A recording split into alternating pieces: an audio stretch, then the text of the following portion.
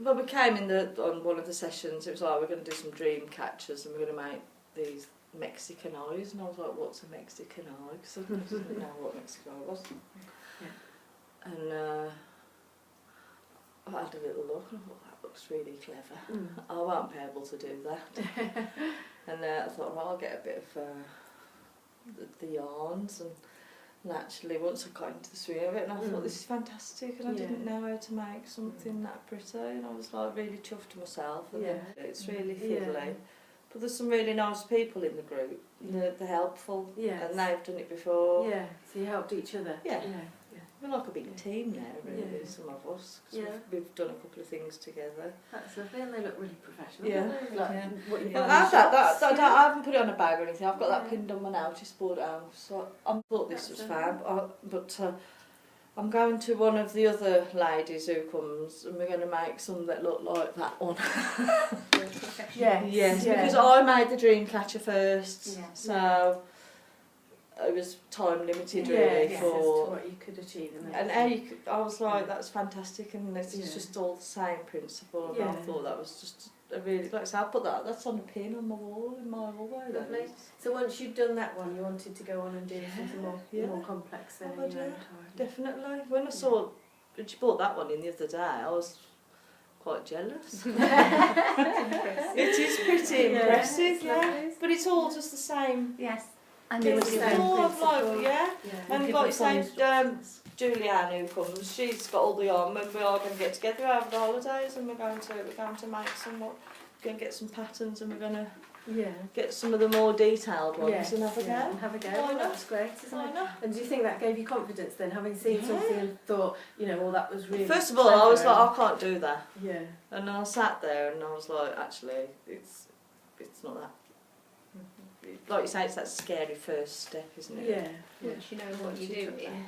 Because when you don't, it's like, that looks really quite good, I'm not going to be able to do that. But now I can see that one, and I think, well, actually, it's the same kind of thing. If I take my time, and preferably if there's someone who has done it before, can give you a bit of support. So it was really encouraged you to take that next step on something. Definitely, And I shall have them hanging up all around my house. Lovely. Yeah, I think really. So could you explain a little bit about what the aim of that activity was? Yeah, it was because it was the end of the 5-week course. Oh, right, okay. And we wanted to find out whether people were ready to move on and what directions they were going into. Yeah. So we put the 3 aspirations, the barriers. What are your aspirations for the future? What do you want to do? And what, by doing that, what are your barriers going to be? Yeah. And so were you encouraging them to talk really long term? Because that learner was obviously talking about long term, wasn't she? And it is long term, isn't it? So yes, they were talking about long term. But and then they didn't particularly want to put the dream catchers down either, did they? And so then we're continuing doing it. So we had the post-it notes, and that they actually wrote it on post-it notes. I mean, to do my master's degree in sports therapy. Yeah. And this is a young girl with a little boy. Yes. But that is a overall dream. Yeah. And to buy a house. Yes. To go to college. Or to start up a home business. Course, training, volunteering, work in the near future. And then she put a barriers of childcare, costs and motivation sometimes can actually be. And a course in craft. Funding for a course for childcare and transport. So those are the barriers. Childcare obviously is one of the biggest ones. Childcare costs, the costs of course, and future prospects. Then again, childcare costs. And this one is health. We've got a few people in the group that suffer from, a couple from diabetes, arthritis. There was a couple, because it wasn't just young people. Right, okay. It was a mix of ages. There was a mix of ages. So health, finance, and confidence.